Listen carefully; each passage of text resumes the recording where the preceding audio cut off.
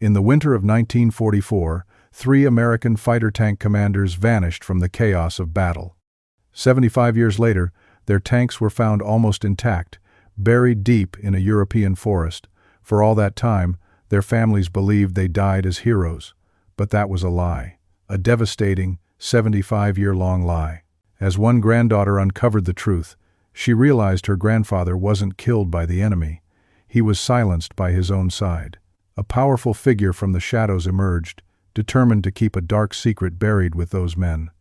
A secret about a choice they made that was so terrifying, their country decided it was better to erase them from history than let the story be told. Were these men heroes who made an impossible choice? Or traitors who had to be removed? Subscribe now so you won't miss similar chilling stories on our channel in the future. And tell us where you're watching from and what time it is there. We love seeing where our audience tunes in from.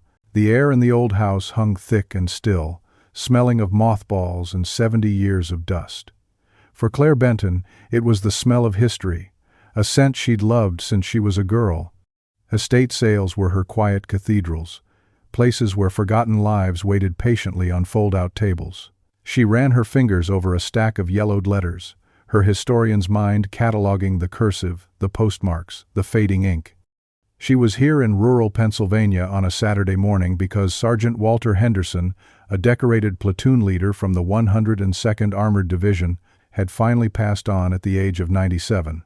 His children wanted none of his old war junk. To them it was junk. To Claire it was sacred. Her own grandfather, Sergeant Frank Benton, had served in that same brutal winter campaign of 1944. He never came home. The story, polished smooth by decades of retelling, was the cornerstone of their family. Frank Benton died a hero, dragging 2 men from a burning supply truck before a second explosion took him. He was a myth, a black and white photograph on the mantelpiece with kind eyes and a jaw set with purpose. He was perfect. Claire sifted through a cigar box filled with medals, loose buttons, and foreign coins. Her heart wasn't racing, it was methodical, respectful. And then she saw it, lying beneath a tarnished bronze star. A U.S. Army dog tag from the World War II era, its edges worn smooth, strung on a broken ball chain. Her breath caught. It wasn't the discovery that shocked her, but the name stamped into the metal. Benton, Frank J. The letters were stark, undeniable. Below it, his serial number, a sequence of digits she had memorized as a child, the same numbers etched on the memorial plaque back in her hometown. A wave of warmth washed over her, a dizzying, impossible connection across 3/4 of a century.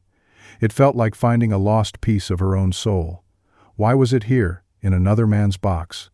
Frank and Walter must have been friends, brothers in the freezing hell of the Ardennes. Maybe Frank had given it to him for safekeeping right before that fateful day. The story suddenly felt richer, more real. She clutched the cold metal in her palm, a tangible piece of the grandfather she had only ever known through carefully curated tales. This was a miracle. A small, perfect metal miracle. She turned it over and over in her hand, the weight of it both a comfort and a mystery. Her hero, right here in her hand. And then she saw it, the line of text at the bottom, blood type. Stamped into the metal were 4 letters. B pos, B positive. The warmth in her chest turned instantly to ice. A cold dread, sharp and sickening, coiled in her stomach. It was wrong. Utterly, fundamentally wrong. Claire knew her grandfather's blood type as well as she knew her own name. He was O negative. The universal donor. It was part of the family legend, how he'd given blood to a wounded buddy on the transport ship to England. Her father Daniel was also O negative. So was she. It was a Benton trait, a biological fact as solid as the ground beneath her feet. She stared at the tag, her mind refusing to connect the dots. A mistake? A typo at the stamping facility? It had to be. It was the only explanation that didn't shatter everything. But Army serial numbers were unique. Names could be common, but that specific number belonged to one man, and one man only, Frank J. Benton.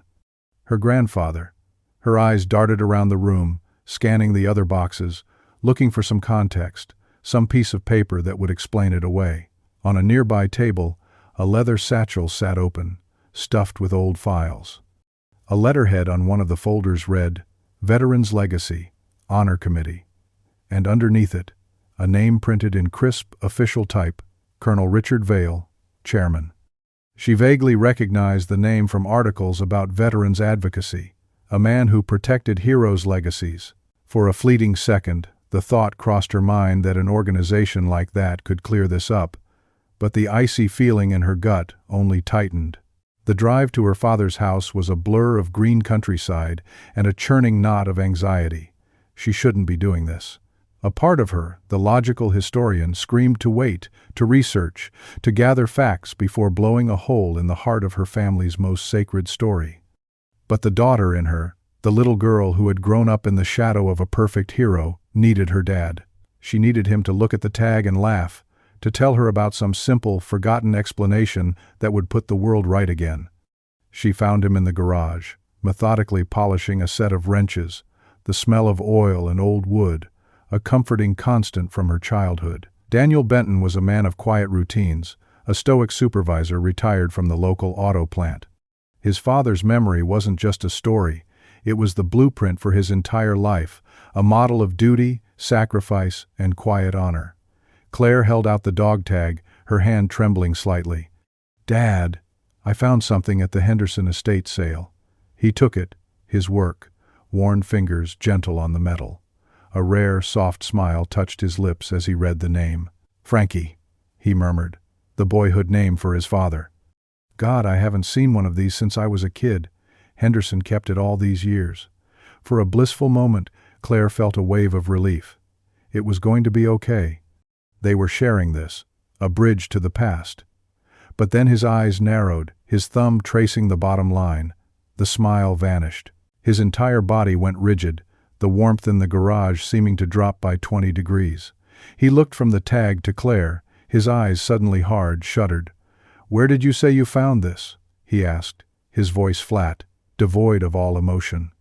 "In a box of medals. Dad, look at the blood type. It's wrong. It says B, positive. Grandpa was O negative. We all are." She said it with a hopeful tilt, an invitation for him to solve the puzzle. Instead, he dropped the dog tag on the workbench as if it were radioactive. It landed with a clatter that echoed in the sudden, tense silence. "It's a mistake," he said, turning his back on her to rearrange wrenches that were already perfectly aligned. "A 75-year-old clerical error. That's all. But how could they get the serial number right and the blood type wrong? That doesn't make sense. Maybe this means... maybe the story isn't..." "Stop." The word was a razor. He turned to face her, and the face she saw was not her father's. It was the face of a man guarding a fragile fortress, his eyes filled with a terrifying mix of anger and fear. "You will not do this, Claire. You will not dig up things that should be left in the ground. That man died a hero. He saved his men. That is the beginning and the end of the story. You will leave it alone." The words were a physical blow. She had come here for comfort and found a command. She saw the deep, painful lines around his mouth, the tremor in his hands as he clenched them into fists. He was terrified. But of what? "I'm not trying to dishonor him," she pleaded, her voice cracking. "I just want the truth." "You have the truth," he snapped, his voice rising to a raw shout. "The truth is on a memorial wall. The truth is in the letter the army sent my mother. The rest is just ghosts. And you are forbidden from stirring them up. Do you understand me? You will drop this. Now." He walked past her, out of the garage, and slammed the door to the house, leaving her alone with the echoing silence and the cold, damning piece of metal on the workbench. She had never felt so utterly alone. The rift between them was no longer a crack, it was a canyon. She had broken the one unspoken rule of their family: never question the hero on the mantelpiece. Back in her apartment, the silence was accusing. The dog tag sat on her desk, a small object that now felt immensely powerful, capable of destroying everything. Her father's words echoed in her ears, a cocktail of love and fear and fury. She felt a crushing weight of guilt. He had lost his father. She was now threatening to take his memory, too. Maybe he was right. Maybe she should just put it back in a box. Let it be an anomaly, a forgotten mistake. Let the ghost lie. but her historian soul rebelled. Historians didn't let ghosts lie, they listened to them. Driven by an impulse she couldn't name, she went to her bookshelf and pulled down a small, leather-bound volume, her grandfather's wartime prayer book. It was the only other personal item the army had sent back to her grandmother. Its pages were thin as whispers, the corners softened with use. She had read through it 100 times, imagining him holding it in a freezing foxhole. She opened it, letting the pages fall where they may. And there, in the Book of Psalms, she saw it. A single line of text, delicately underlined in pencil, the graphite still dark after all these years. The script was tidy, economical. Frank Benton's handwriting. The words seemed to lift off the page, speaking directly to her across the chasm of time. Bring truth to light, no matter the cost. It was a prayer, a plea, a command. All the guilt, all the doubt, all the fear her father had instilled in her fell away, replaced by a sudden, chilling clarity. This wasn't a relic, it was a mission. He wasn't asking her to let him rest in peace. He was asking her to find him. Her promise was no longer to her father, to protect his fragile story. Her promise was now to him, her grandfather. She would bring his truth to light, no matter the cost to her family, or to the perfect myth they had clung to for 75 years. Her fingers traced the underlined words, a silent vow passing between them. With a steady hand, she closed the book, her path now terrifyingly clear. Just then, her phone buzzed on the desk. An unknown number. She hesitated, then answered, a knot of unease tightening in her stomach. Hello? For a moment there was only static. Then, a man's voice, low and raspy with age, spoke with a chilling calm. You were at the Henderson sale. You took something that didn't belong to you. Claire's blood ran cold. Who is this? Let the dead stay buried, little girl, the voice graveled. Some stories are not meant to be told. And then, the line went dead. The anonymous call left a residue of fear that clung to Claire like frost. The voice, calm and menacing, was a promise that she was no longer just an academic curiosity seeker. She was treading in someone's territory, and they had just fired a warning shot. But the fear, instead of paralyzing her, hardened into resolve. Her grandfather's prayer, bring truth to light, was no longer a gentle request. It was a battle cry. Her first move had to be on solid ground, in a world she understood. The U.S. Army Archives in Carlisle, Pennsylvania, had been her second home during a summer internship years ago. It was a place of rules, order, and paper trails. If there was a lie, the truth had to be buried somewhere in those miles of shelving, hidden in a dusty folder stamped with a forgotten seal. She called her old mentor, Dr. Alistair Finch, the head archivist, a man whose passion for history was matched only by his kindness. He sounded delighted to hear from her, his voice a warm, scholarly balm on her frayed nerves. Claire, my star pupil, what ghost have you chased down this time? The relief was so profound it almost brought her to tears. She was back in a world that made sense, a world of allies. He agreed to see her the next day, promising to pull any preliminary files on the 102nd Armored. Hope, bright and powerful, surged through her. This was the right path. This was how you dismantled a lie, not with emotion, but with evidence. The archives were just as she remembered. Cool, hushed, smelling of old paper and preservation chemicals. Doctor. Finch greeted her with a hug, his tweed jacket feeling like a shield against the chaos of the last 48 hours. But when she sat in his office and laid out the story, the dog tag, the wrong blood type, the rift with her father, she saw the warmth in his eyes slowly recede, replaced by a guarded caution. He leaned back in his leather chair, steepling his fingers, his expression shifting from mentor to gatekeeper. Claire, he began, his voice soft but firm, some service records are complicated. The fog of war is a real thing. Mistakes were made, identities confused. Sometimes the official story, however imperfect, is the only one we have. It's the one that allows families to heal. His words were a carefully constructed wall. He was warning her off, just like her father, just like the anonymous caller. The feeling of hope began to curdle. "Alistair, this isn't about a typo," she insisted, pushing the dog tag across his desk. "A man's entire identity is wrong. His serial number is correct. That means the Army knew exactly who he was, and they lied about him." Dr. Finch didn't even look at the tag. His eyes were fixed on her, filled with a pity that infuriated her. "The files you're asking for are from a particularly messy period of the Ardennes campaign. The unit losses were staggering. Many of those records were sealed under the designation Classified Operational Losses. It's a bureaucratic black hole. It means the details were deemed potentially damaging to morale or ongoing operations. Once a file gets that stamp, it almost never sees the light of day." The phrase hung in the air, operational losses. It was a term designed to erase human beings and turn them into statistics. It was a lie wrapped in official-sounding language. The betrayal felt sharp, coming from a man she had admired so deeply. He was choosing the institution over the truth. "So you're telling me you won't help?" she asked, her voice dangerously quiet. "You're telling me to accept the lie?" The hurt in her eyes seemed to reach him. He sighed, a long, weary sound that spoke of decades of compromise. "I'm telling you to be careful. The Veterans Legacy and Honor Committee takes a very active interest in how these histories are portrayed. Their chairman, Colonel Vale, he's a formidable man. He believes fiercely in protecting the official narrative. He sees it as his duty to shield families from complicated truths." There was that name again, Colonel Vale. He wasn't just a chairman, he was a guardian of secrets. The anonymous call suddenly made a terrifying kind of sense.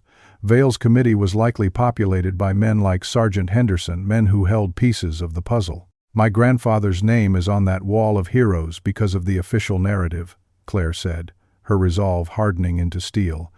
"If that narrative is a lie, then he isn't being honored. He's being used. I am his next of kin. I have a right to see his service file." She was a historian, but she was also a granddaughter. The combination made her formidable. Dr. Finch studied her for a long moment, a silent battle playing out behind his eyes. He was a man caught between the rules he was sworn to uphold and the young historian he had trained to question everything. Finally, with another defeated sigh, he nodded. "I can't give you access to the sealed files, but I can retrieve the administrative folder for his unit. It won't have specifics, but it might have transfer orders, supply logs, something. Give me an hour." The hour was agony. Claire sat in the sterile silence of the main reading room, her mind racing. Every tick of the clock felt like a hammer blow against her family's history. When Dr. Finch returned, he placed a single, thin manila folder on the table in front of her. It looked pathetic, insignificant. "This is all I could get," he whispered, avoiding her eyes. "Be careful, Claire." He retreated to his office, leaving her alone with the prize she had fought for. Her heart pounded as she opened it. And then, it sank.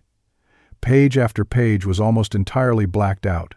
Thick, unforgiving lines of redaction covered names, dates, and locations. It was a graveyard of information. The official record wasn't just a lie.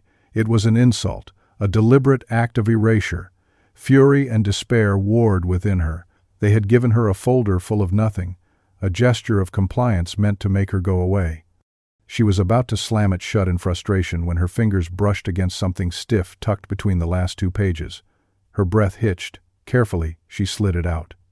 It was a small piece of folded, brittle paper, a fragment torn from a larger tactical map. On it were grid lines and the faint outline of a river bend. And near the center, marked with a small, faded red X, were a series of handwritten coordinates. Her eyes flew to the corner of the fragment. There was a date, scrawled in the same red pencil.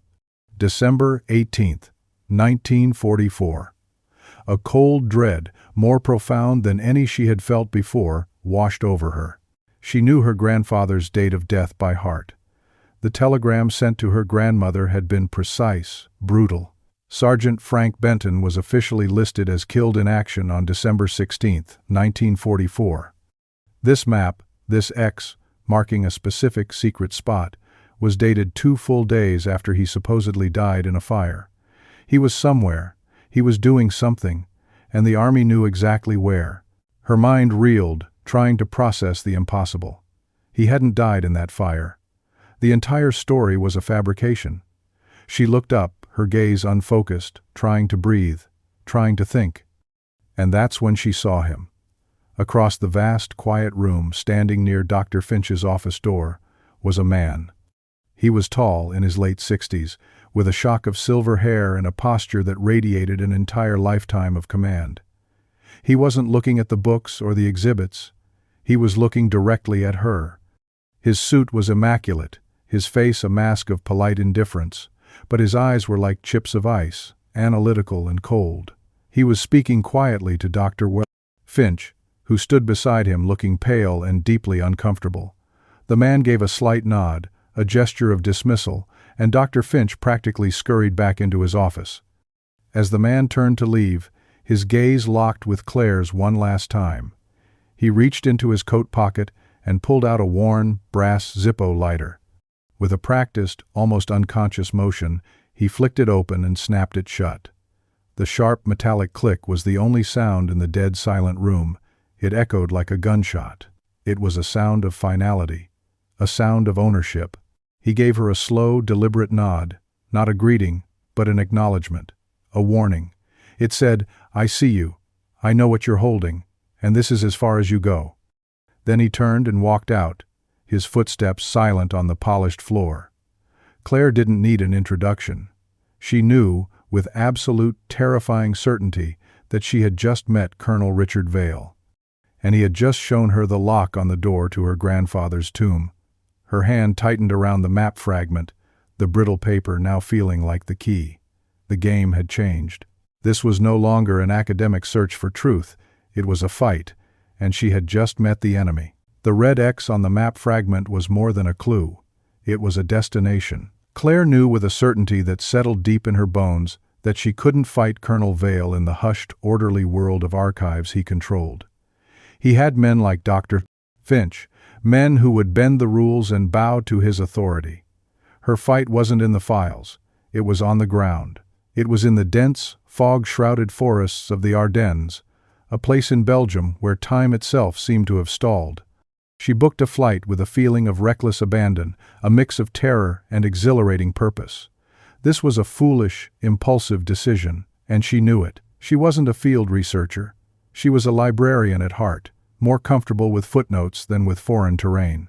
The thought of what she was doing, flying halfway around the world on the whisper of a 75-year-old map, was insane. And yet, the alternative, to sit and do nothing, to let Vale's silent threat win, was unthinkable. She called her father one last time before leaving, a desperate, foolish attempt to mend the canyon between them. "Dad, I'm going to Belgium," she said, her voice small.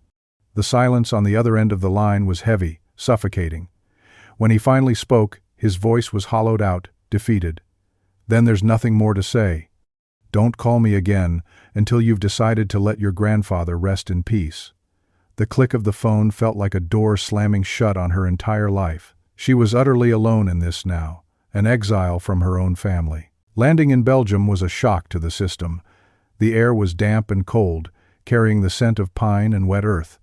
The Ardennes forest pressed in on the small regional airport, a vast dark sea of trees that seemed to swallow the light. Claire felt a tremor of fear. This place was ancient, wild, and indifferent.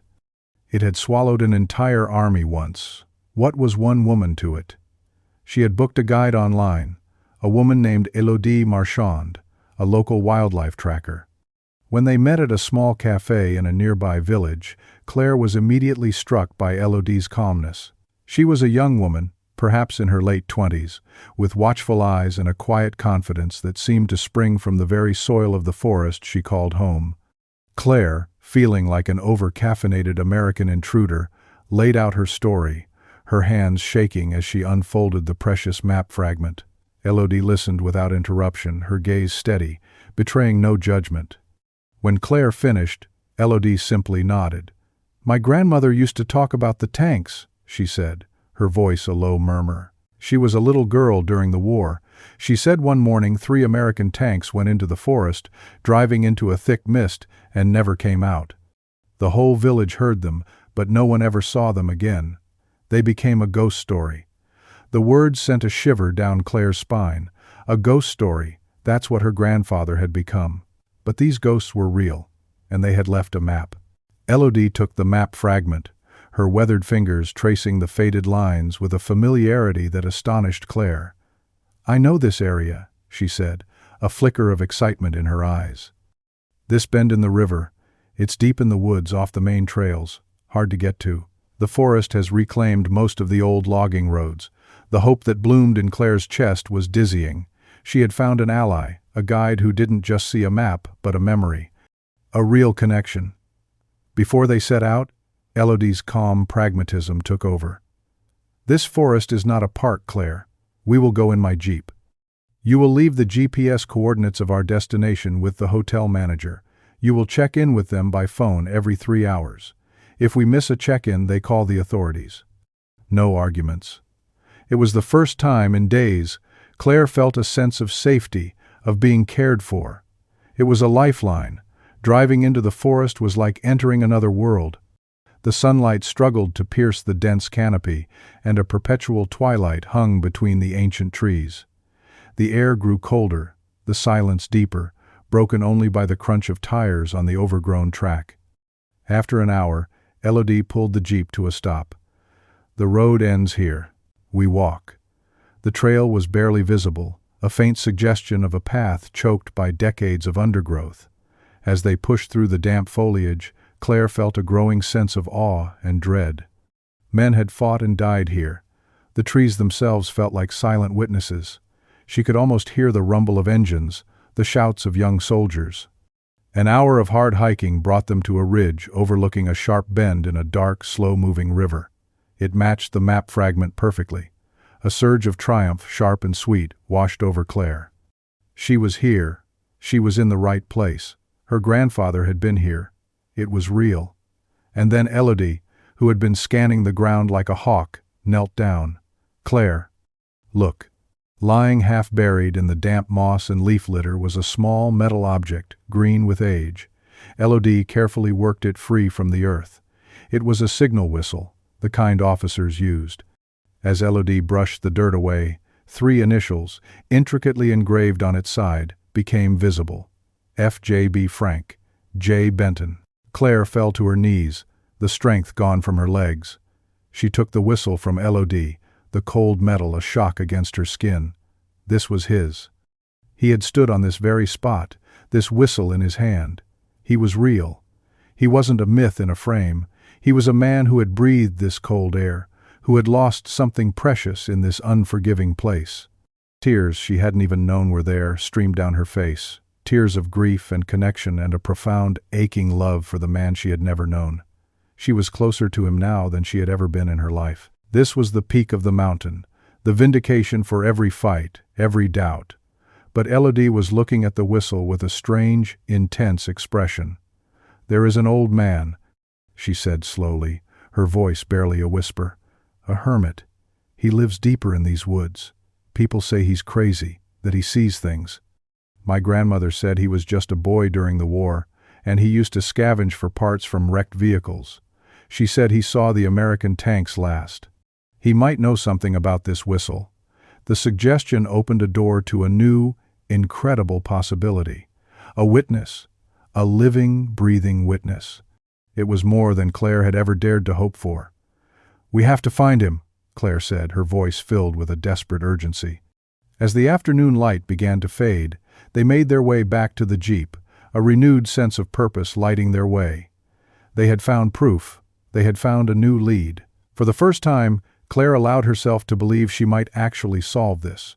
She might actually bring him home. They reached their small rental car, parked on the side of a deserted country lane, just as darkness fell. The chill of the night was setting in, but Claire felt warm, buoyed by the day's discoveries. She got into the driver's seat, the small, cold whistle clutched in her hand like a talisman. She turned the key in the ignition. The engine started, but as she pressed her foot on the brake pedal to shift into drive, it went straight to the floor. There was no resistance, no pressure, just a dead, sinking feeling. She pumped it again. Nothing. A cold knot of pure terror formed in her stomach. "Elodie," she said, her voice a strained whisper. "The brakes aren't working."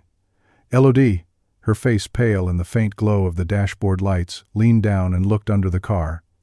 A moment later, she straightened up, her expression grim. She held up her fingers, slick and dark with fluid. "The brake line isn't broken," she said, her voice trembling with a quiet fury. "It's been cut. Cleanly." The silence in the car was absolute. The forest around them was no longer a place of history and discovery, it was a place of ambush. They were stranded, miles from anywhere, in the pitch-black woods. The anonymous phone call, the stare from Colonel Vale, his snapping Zippo, they weren't just warnings anymore. This was a direct, physical threat. Someone had followed them, someone had watched them, and someone had just tried to kill them. The severed brake line wasn't just an act of sabotage, it was a message written in fear. Stranded in the suffocating darkness of the Ardennes, Claire felt the fragile scaffolding of her academic confidence crumble into dust. This wasn't a historical puzzle anymore. It was a hunting ground, and they were the prey. Elodie, however, was forged from the forest's resilience. While Claire fought waves of panic, Elodie was already thinking, her calm voice cutting through the terror. "There is no cell service here. We walk, back towards the village. It's better than sitting here waiting for them to come back." The thought of whoever they were returning sent a fresh spear of ice through Claire's heart. The long, terrifying walk back to civilization in the pitch dark, every snap of a twig sounding like a footstep behind them, solidified a terrible new reality. Claire hadn't just put herself in danger, she had dragged this kind, capable woman into it with her.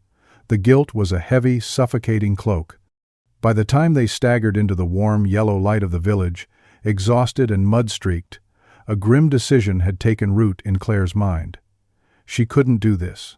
She couldn't risk someone else's life for her family's ghosts. But when they found a mechanic, an old man who grumbled and cursed at the clean, deliberate cut in the brake line, Elodie's resolve only hardened. "They are afraid of us, Claire," she said, her eyes flashing with a fierce light. "They are afraid of what the hermit might say. This is why we must find him, now." Finding Marcel the mechanic Dubois wasn't easy. He lived like a ghost himself, in a ramshackle compound deep in the woods, a collection of sheds and rusted-out vehicles stitched together with tarps and salvaged metal. The air smelled of oil, wood smoke, and a deep, abiding solitude. As they approached, a chorus of barking dogs erupted, and a wiry, stooped figure emerged from a shed, wiping his grease-stained hands on a rag. His eyes were rheumy and suspicious, darting between them and the shadows as if he expected an attack at any moment. He spoke in gruff, half-finished sentences, his French thick with a local dialect that Claire could barely follow. But when Elodie spoke to him, her tone gentle and respectful, he slowly calmed. When she produced the signal whistle, his eyes widened, and for a moment, the paranoid shell cracked. "I remember," he rasped, his gaze fixed on the whistle, a flicker of a long-buried memory in his eyes. The sound of it, not one but three, the big American tanks. "They gave me chocolate." A genuine gap-toothed smile transformed his face. Hope, fierce and desperate, surged through Claire. They had found him, the witness. He led them into his workshop, a chaotic cathedral of old engines and tools, and began to talk.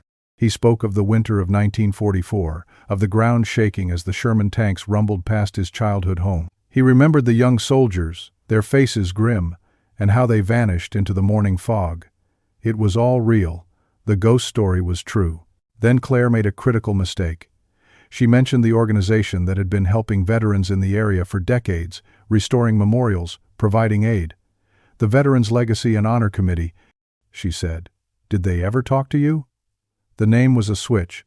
The light in Marcel's eyes went out, replaced by a deep, animal fear. He physically recoiled, shaking his head, his hands fluttering nervously. "No, no talk. They are good men. Important men." And that's when Claire saw it, sitting on a cluttered shelf behind him, a brand-new, gleaming torque wrench, still in its plastic case. Stamped on the case was the committee's official seal, and below it the name of its chairman, Colonel Richard Vale, a charitable donation, a gift, a down payment on silence. It was a masterful, insidious piece of work by Vale. He hadn't just threatened the old man, he had bought his loyalty, his safety, wrapping him in a cocoon of benevolent patronage that was really a cage. Elodie saw it too. She tried to gently press him, to bring him back to the memory of the tanks, but he was gone. The fog was thick, he mumbled, refusing to meet their eyes. I was a boy. I remembered nothing. He was shutting them out, the wall of fear and obligation rising before their very eyes. They were losing him. Claire felt a hot, sickening wave of outrage. Vale hadn't just buried a secret. He had poisoned a memory, turning a potential witness into another one of his gatekeepers. Desperate not to leave with nothing, Claire's eyes scanned the chaotic workshop, searching for anything, any small piece of leverage. Her gaze landed on a stack of old ledgers on a dusty shelf. While Elodie tried one last time to coax a memory out of the terrified hermit, Claire, driven by a reckless, gut-wrenching instinct, made her move. It was a terrible decision, a violation of trust, born from sheer desperation. You, watching this unfold, might be screaming at the screen, yelling at her not to do it, to be smarter, to be better than them. But in that moment, she wasn't a historian. She was a granddaughter running out of time. She walked over to the shelf, her back to Marcel, pretending to examine an old engine block. With her heart hammering against her ribs, her hand snaked out, grabbed the thinnest, most worn-looking ledger from the middle of the stack, and slipped it inside her jacket. It was a cold, hard rectangle against her side, a lump of theft and betrayal. She turned back around, her face a mask of false calm, and gave Elodie a small, imperceptible shake of her head. It was over. The hope that had soared so high just moments before had crashed and burned, leaving behind the bitter ash of deceit. As they turned to leave, Marcel stopped them. "You should go home," he said, his voice a low, mournful whisper. "This forest, it keeps what it is given. You cannot take it back." It sounded less like advice and more like a curse. The drive back was thick with a new, colder silence. The thrill of finding the whistle, of finding a witness, had been completely overshadowed by the ugly reality of what they were up against. Claire felt soiled by her own actions, by the theft. She had compromised her own integrity in the fight against a man who had none. When they got back to the relative safety of her hotel room, she finally pulled the ledger from her jacket. The guilt was a physical weight, but the historian in her took over.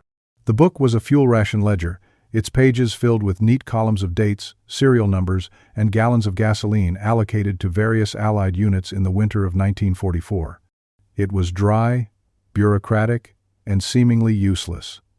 Disappointment settled over her, heavy and final. Her reckless, unethical gamble had yielded nothing but another dead end.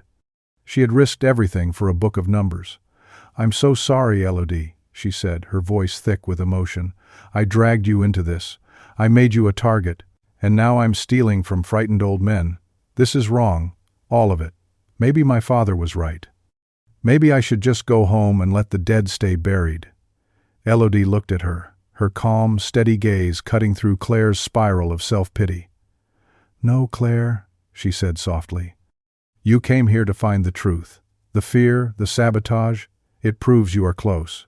You cannot stop now." But Claire was inconsolable. She slumped onto the bed, the emotional whiplash of the day leaving her completely drained. She had flown across an ocean on a sliver of hope, only to find herself checkmated by a ghost with a brass Zippo and forced to become a thief. The quest felt hopeless, the cost already too high.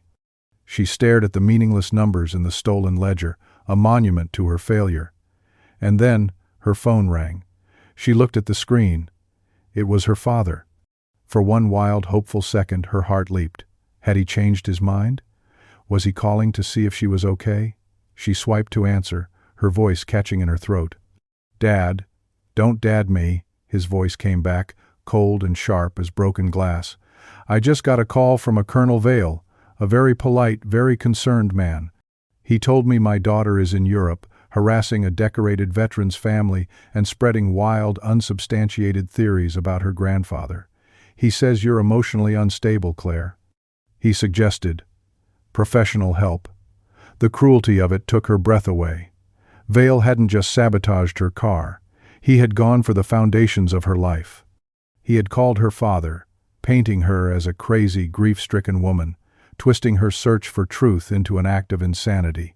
He was systematically isolating her, turning her last potential ally against her with a calm, surgical precision that was nothing short of monstrous.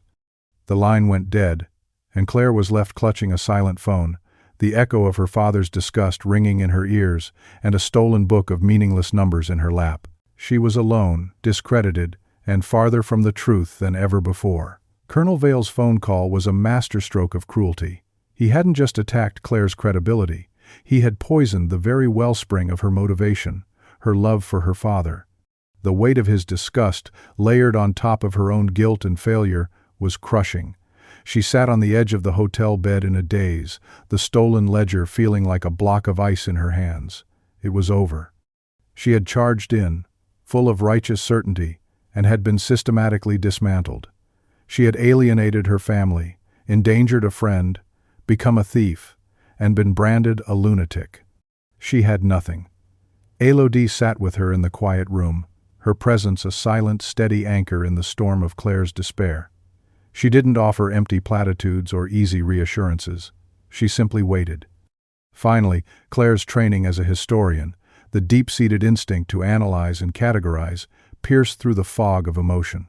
She opened the ledger again, not with hope, but with the numb, methodical need to finish the task. Her eyes scanned the columns of dry data, dates, unit designations, fuel amounts.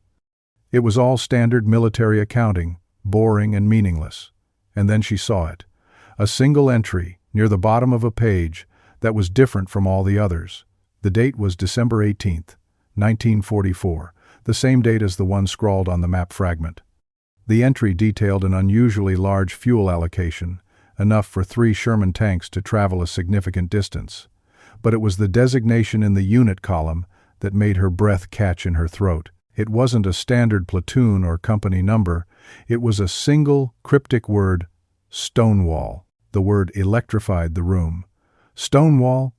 Claire breathed, her mind racing. It wasn't a place. It was a code name, an operation, a secret mission that took place 2 days after her grandfather was supposed to be dead. This ledger wasn't just a book of numbers. It was a key. Elodie leaned over, her eyes wide. What does it mean? I don't know, Claire admitted, but military code names aren't random. Stonewall implies defense. Holding a line, protecting something.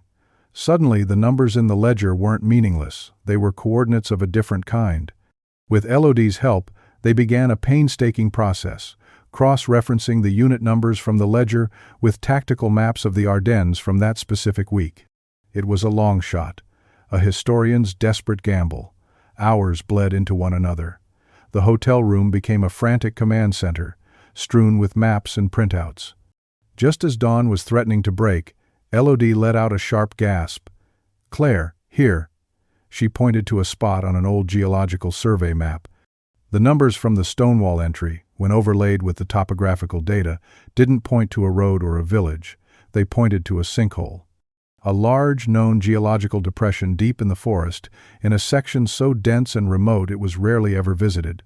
The local elders called it Le Trou du Diable, Elodie whispered. The Devil's Hole, a place where things disappear. A wild, electrifying theory began to form in Claire's mind. What if Stonewall wasn't about holding a line against the enemy? What if it was about hiding something? 3 tanks, a massive amount of fuel, a destination known for swallowing things whole. The idea was insane, impossible, but it fit. Every piece of the puzzle, the wrong blood type, the map fragment, the sealed files, Marcel's fear, Vale's violent reaction, it all pointed to a cover-up on a monumental scale. With renewed purpose, they borrowed a pair of powerful metal detectors from one of Elodie's friends, a local relic hunter. The next morning, they drove back into the forest, the mood in the car a tense mixture of feverish hope and heart-pounding fear. The forest seemed darker this time, more watchful. Following the geological map, they ventured even deeper into the wilderness, into a part of the forest that felt primeval, untouched. After 2 hours of hacking through undergrowth, the ground began to slope downwards into a wide, shallow bowl, so overgrown with ancient trees and thick vegetation that you would never know it was there. This was it, the Devil's Hole. They switched on the metal detectors. For an hour, The only sound was the soft sweeping noise and the chirps of birds. Claire's hope began to fade, the adrenaline turning to the familiar taste of disappointment. Maybe she had been wrong. Maybe this was just another dead end born of desperation. Then, Elodie's detector let out a long, deafening squeal. A massive hit. Claire rushed over with her own detector, and it screamed in protest as well. They swept the area. It wasn't a small object. The signal was huge, solid, and deep, and there wasn't just one. As they marked out the perimeter, the shape became terrifyingly clear. 3 distinct, massive rectangular shapes, buried side by side, hidden just a few feet beneath the forest floor. They had found them. They had found the tanks. The triumph was so overwhelming, so absolute, that Claire felt like she was floating. She had done it. Against all odds, against all the threats and lies, she had followed the trail and found them. For a single beautiful moment, there was no fear, no Colonel Vale, no family rift, only the quiet hum of the forest and the earth-shattering truth buried beneath her feet. In the quiet glow of that victory, sitting on the edge of the sinkhole, Claire made a decision. She took out her phone, found her father's number, and pressed the call button. He answered on the first ring, his voice wary and cold. "What?" "Dad," she said, her own voice trembling with an emotion she couldn't name. "I found them. I found the tanks. I'm standing right where they are." She expected him to hang up. She expected anger, denial, another command to stop. Instead, there was a long, drawn-out silence. When he spoke again, his voice was different. The anger was gone, replaced by something fragile, something that sounded like a 75-year-old dream. "I always knew," he whispered, so quietly she could barely hear him. "Ever since I was a little boy, I've had this dream. Over and over. I'm in a field and I can hear the engines, the rumble of the engines. I always thought it was him coming home." It was the first time in her entire life she had heard him admit to a vulnerability, to a fantasy. It was a crack in the stoic wall he had built around his heart. The connection between them, so brutally severed, was suddenly there again, a fragile thread humming with a lifetime of unspoken grief. It was the most beautiful thing she had ever heard, but the moment of grace was shattered. A sound broke the forest silence, the crunch of tires, the slam of car doors. Claire and Elodie scrambled to their feet just as 2 local police cars pulled up to the edge of the clearing. 2 officers got out, their faces grim, followed by a man in a crisp, well-tailored suit. Claire's heart plummeted into ice. It was a man she recognized from Colonel Vale's committee website, his chief lieutenant in Europe. The man strode forward, holding up a piece of paper. "Mademoiselle Benton? Mademoiselle Marchand? By order of the regional prefecture, this area is now a protected historical site under the conservatorship of the Veterans Legacy and Honor Committee. There are concerns of unexploded ordnance and environmental hazards from fuel leakage. For your own safety, you are ordered to vacate the premises immediately. This site is now sealed." His voice was calm, bureaucratic, and utterly final. It was a checkmate. Vale hadn't just been following her. He had been one step ahead of her the entire time. He had let her do the hard work. Let her find the gravesite for him.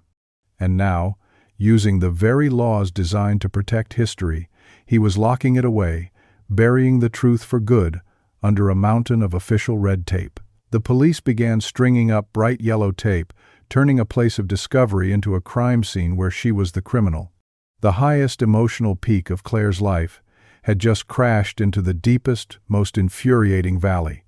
She had been so close, she could taste it, and now it was gone, snatched away by the man in the shadows with the brass Zippo. The yellow tape sealing off the forest was a physical manifestation of Claire's rage. Colonel Vale had outmaneuvered her at every turn, using his power and influence like a blunt instrument. He didn't just want to stop her, he wanted to humiliate her, to prove that a lone woman with a half-baked theory was no match for the fortified walls of official history.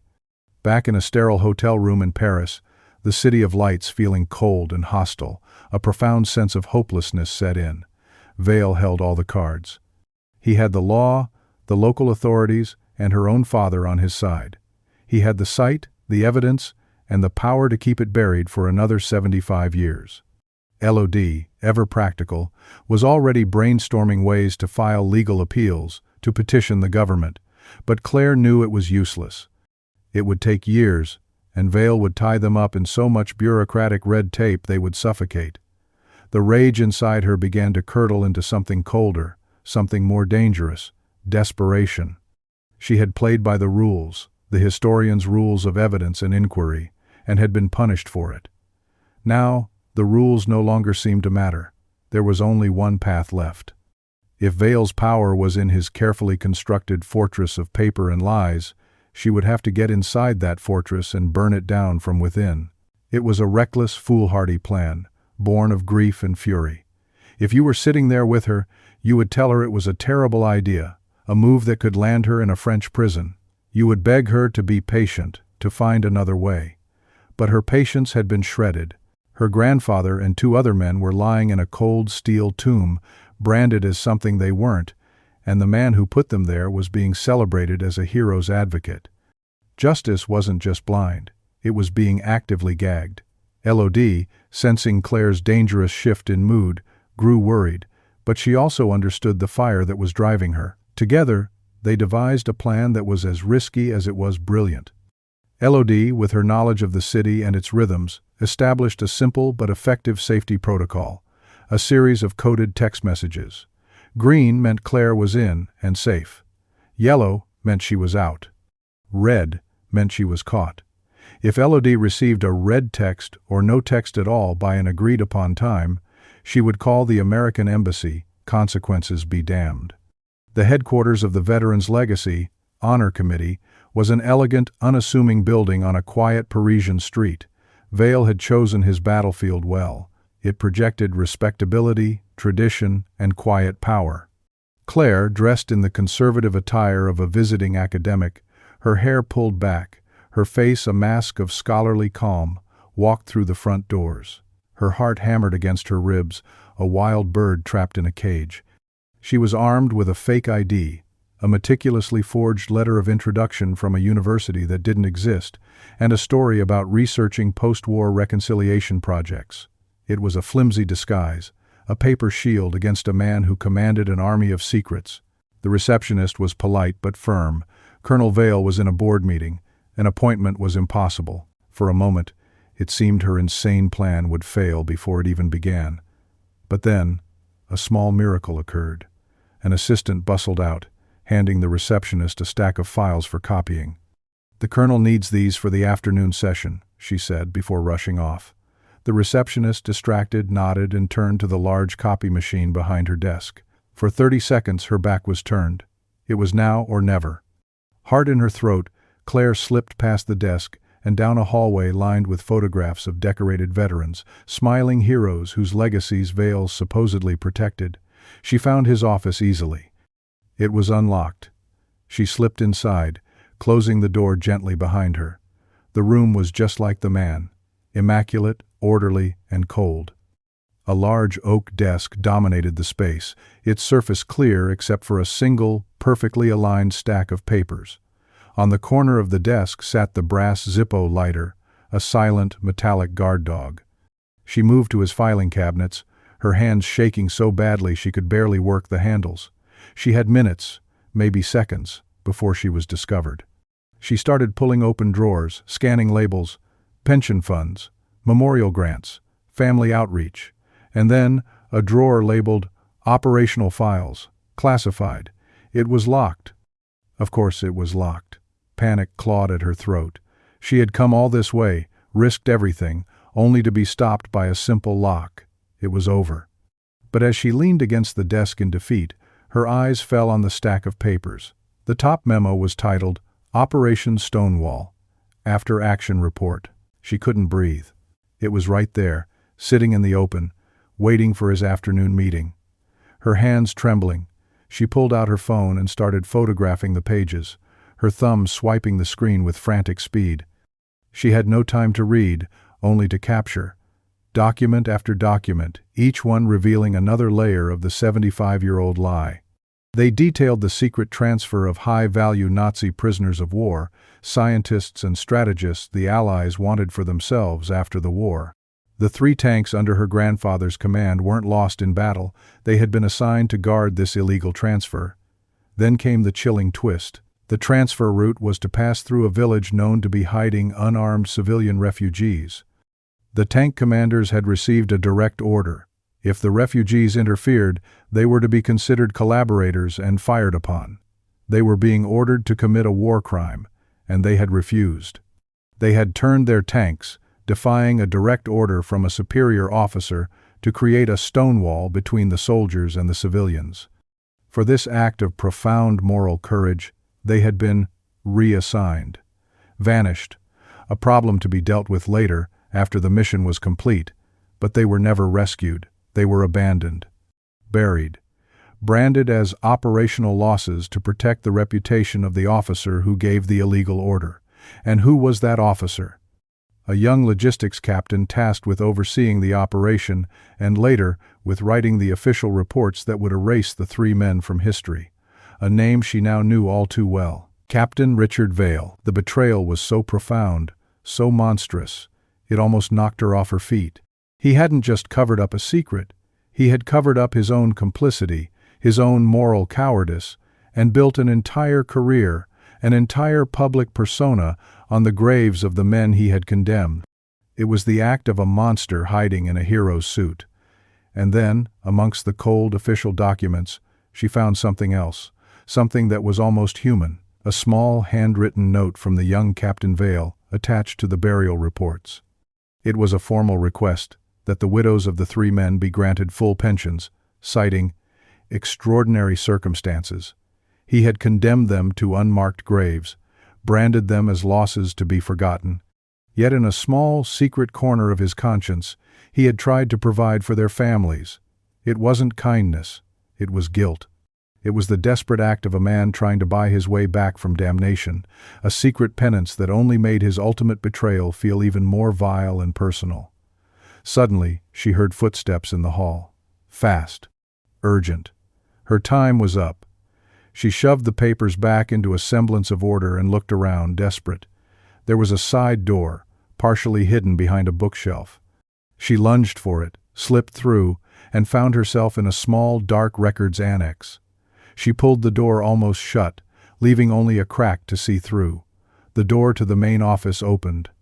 Colonel Vale strode in, followed by his lieutenant. She could see his face, his jaw tight with anger. He knew. Someone had told him she was in the building. "Check the security logs," he snapped, his voice a low, dangerous growl. "Find out how she got in. I want her found."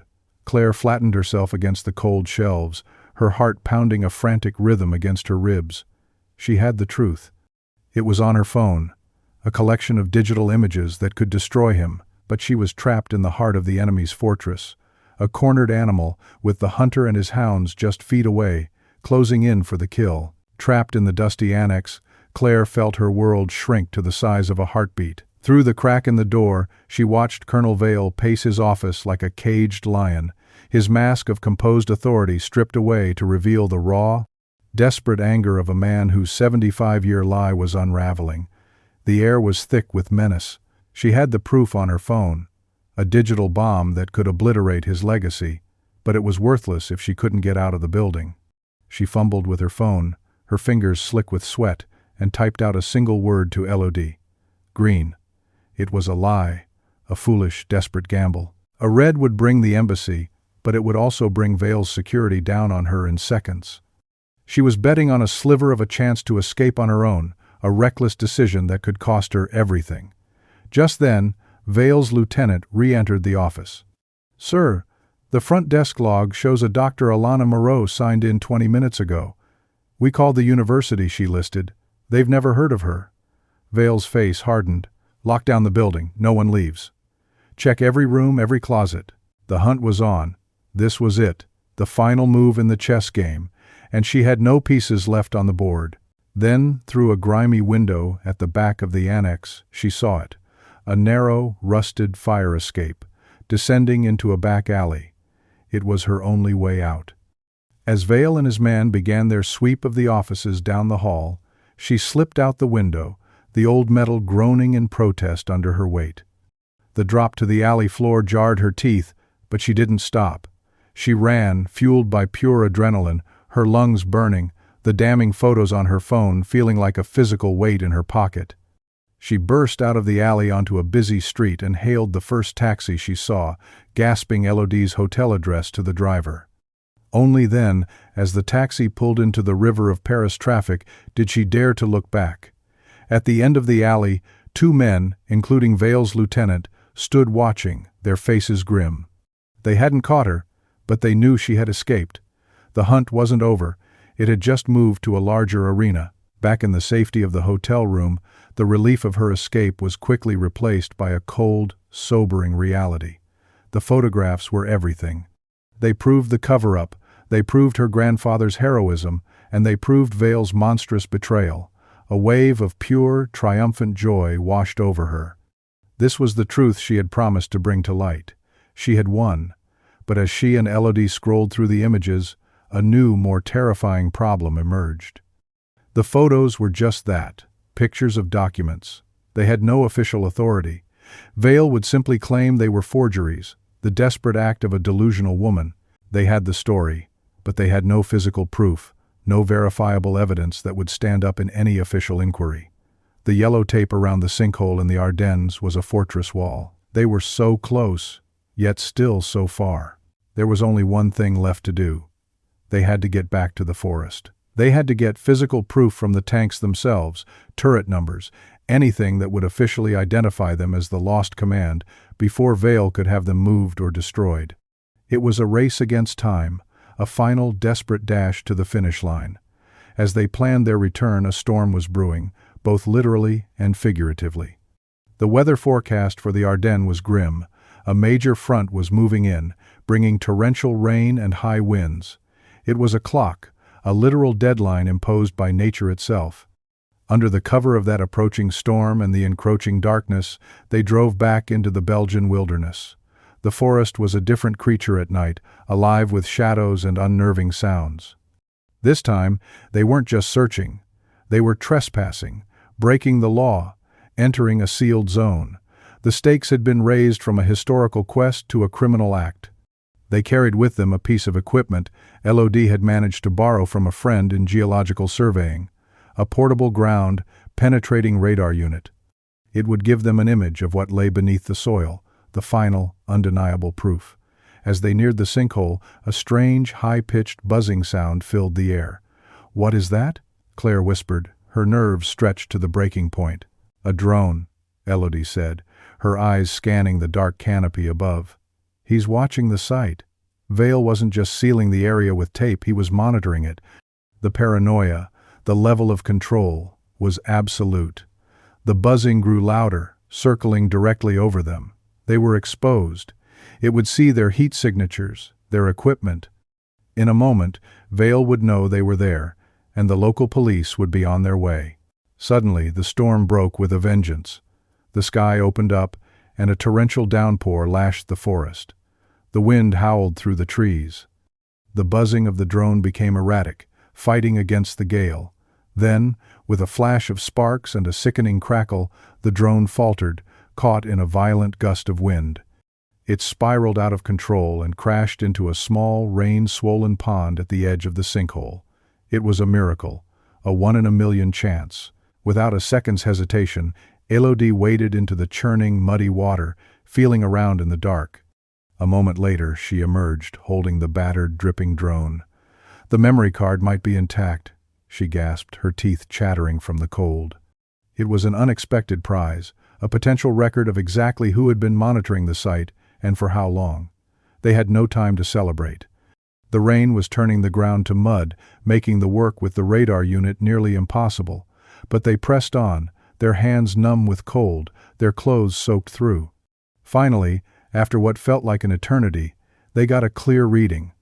On the small screen of the radar, 3 distinct shapes materialized from the digital noise, and on the surface of the topmost shape, a series of numbers was clearly visible, identifiers painted on the turret. They cross-referenced them with the official registries from 1944. It was a perfect match. This was it.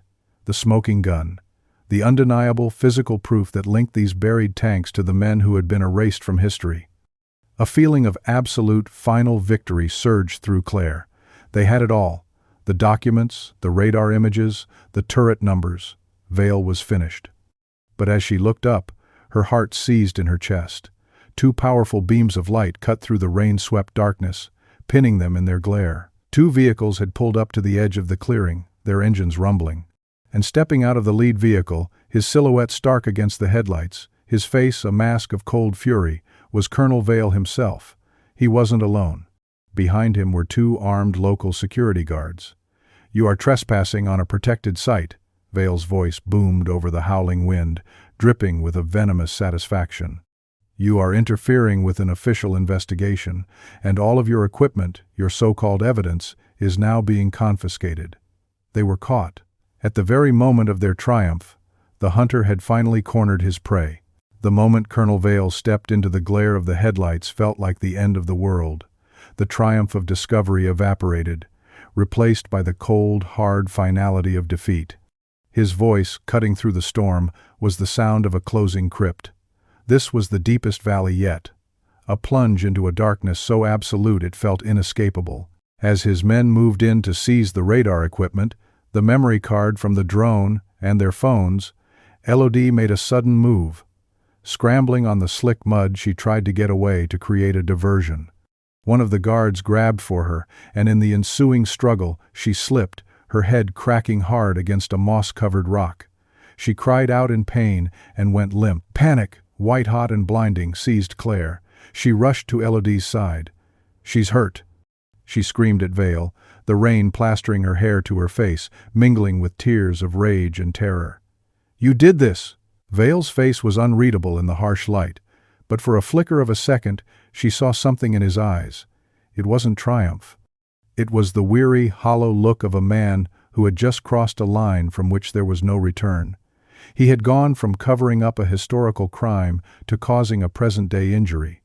His quiet war of shadows and intimidation had just drawn blood. The local police, arriving moments later, were grimly efficient. Claire was arrested for trespassing, her hands cuffed behind her back, the cold metal biting into her wrists. She was shoved into the back of a police car, her last glimpse of the scene a horrifying tableau. Elodie being loaded into an ambulance, and Colonel Vale standing alone in the rain, watching the yellow tape being reinforced, a lonely, monstrous guardian of his dark kingdom. The local jail was cold, damp, and smelled of despair. Locked in a small cell, shivering and soaked to the bone, Claire reached her absolute lowest point. She had lost. Vale had won. He had the site, he had the evidence, and she was a criminal. She had failed her grandfather. She had failed her father. And worse, she had led her friend, Elodie, into serious harm.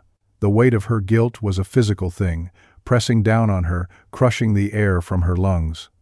She had been reckless, arrogant, so sure of her righteous cause that she had never truly considered the cost. The prayer book's vow, no matter the cost, now seemed like a cruel joke. The cost was Elodie, unconscious in a hospital bed. The cost was her own freedom. Vale had played the game better, using the system she revered to utterly destroy her. The night was endless, a long, dark tunnel of self-recrimination and regret. When morning came, she was led to an interrogation room, expecting to be formally charged, perhaps even deported. But instead of a prosecutor, the man waiting for her was old, stooped, and dressed in the simple black cassock of a parish priest. His face was a roadmap of wrinkles, his eyes tired but filled with a quiet, penetrating intelligence. "Mademoiselle Benton," he said, his voice soft with the faint accent of the region. "My name is Father Jonas Keller.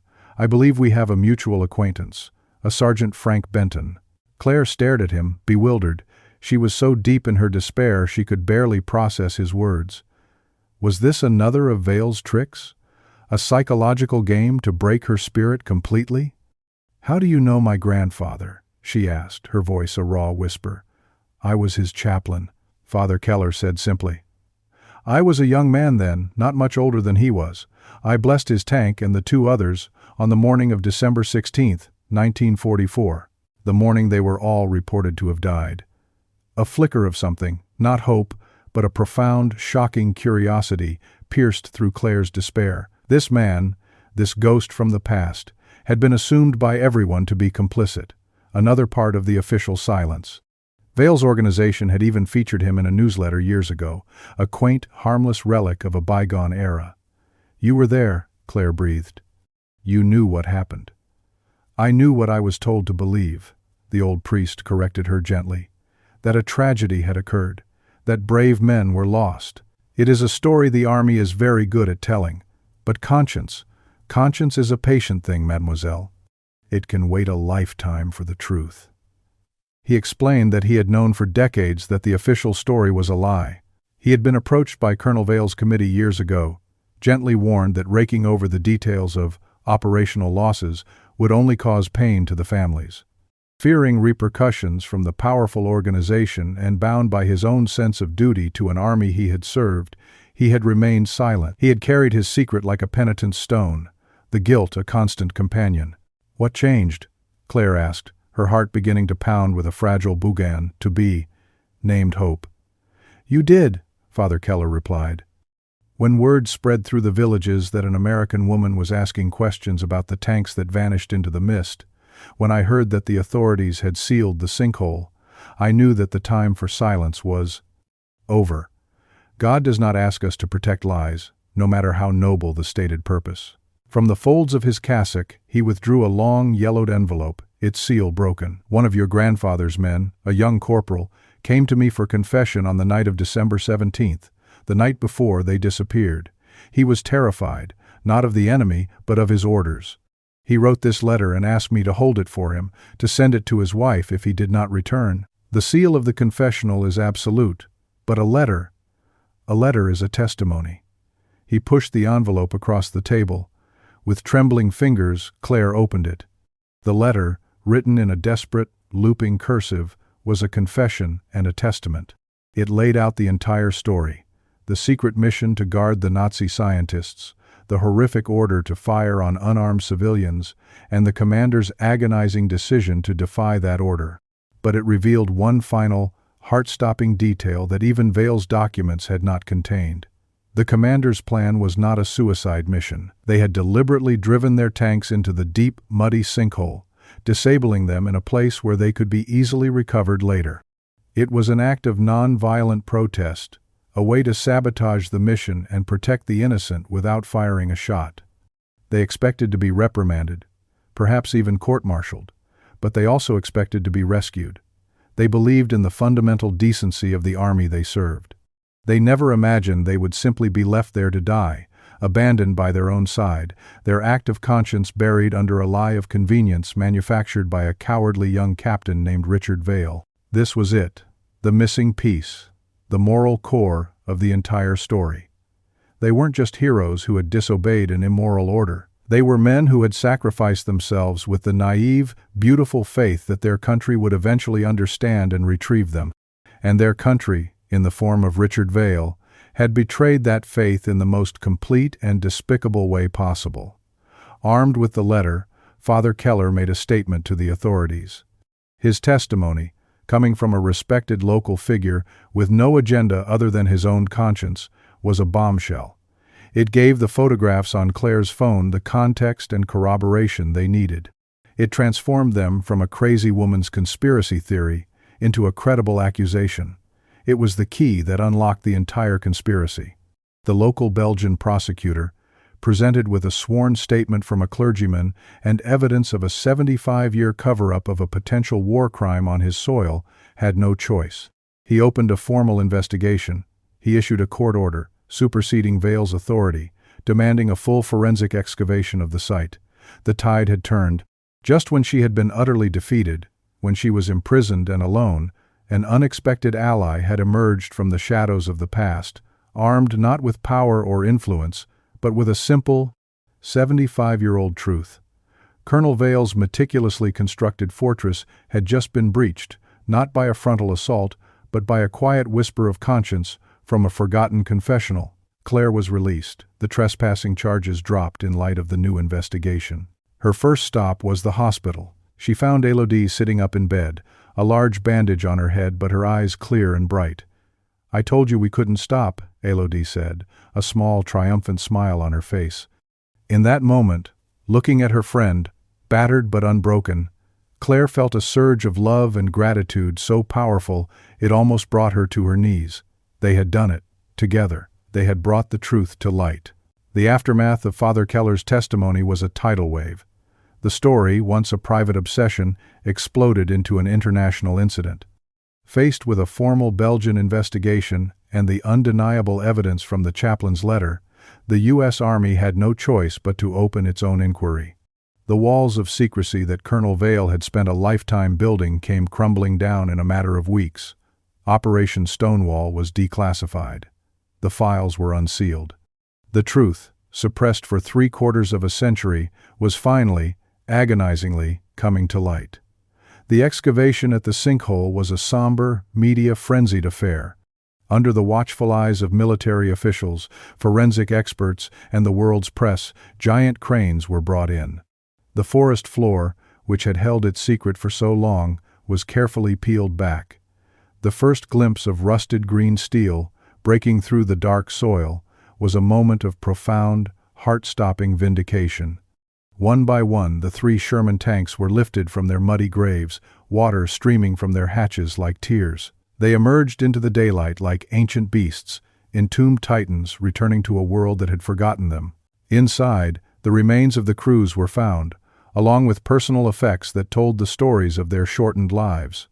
A worn photo of a smiling girl, a waterproofed Bible, a half-finished letter home. It was a scene of both triumph and immense sorrow. Justice was being served, but it was a justice that had arrived 75 years too late. Claire watched from the edge of the clearing, standing beside Elodie. She felt a strange sense of detachment, as if she were watching a film of someone else's life. The other families were there, the grandchildren, and even a few great-grandchildren of the other 2 commanders, their faces a mixture of shock, grief, and a dawning, terrible understanding. They had all been raised on lies, comforting fictions that had now been stripped away to reveal a much harder but more honorable truth. And then she saw him, standing apart from the others, his shoulders stooped, looking older and more fragile than she had ever seen him. Her father. He had flown to Belgium without a word to her, drawn by a force he could no longer deny.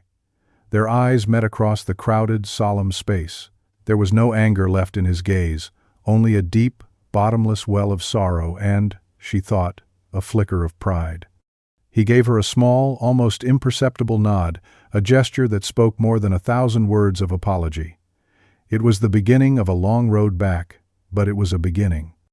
The family rift, carved by a lifetime of secrets, had started to heal. The story of what happened to Colonel Vail was almost an anticlimax. Stripped of his honors, facing a military tribunal and public disgrace, he became a pathetic figure. The brass Zippo lighter, once a symbol of his confident control, now seemed like a nervous, frantic tick. He never admitted guilt, clinging to the defense that he had been a young captain following orders, making the hard decisions necessary to maintain order and morale during wartime. But the world no longer saw a patriot. It saw a coward who had built a celebrated career on the sacrifice of braver men. The true cost of his actions, however, became clear when the final reports were issued. To protect Vail's superiors and the integrity of the illegal mission they had authorized, the Army's official record had been altered. The 3 commanders hadn't just been listed as operational losses. For decades, in the deepest, most classified files, they had been branded as deserters who had abandoned their posts. This was the final vicious twist of the knife. It was why their files were sealed so tightly. A story about heroes dying in a fire was tragic. A story about decorated commanders deserting was an institutional stain that could never be allowed to fade. The full military funeral was held months later, at Arlington National Cemetery. The day was crisp and clear, the autumn sun low in the sky.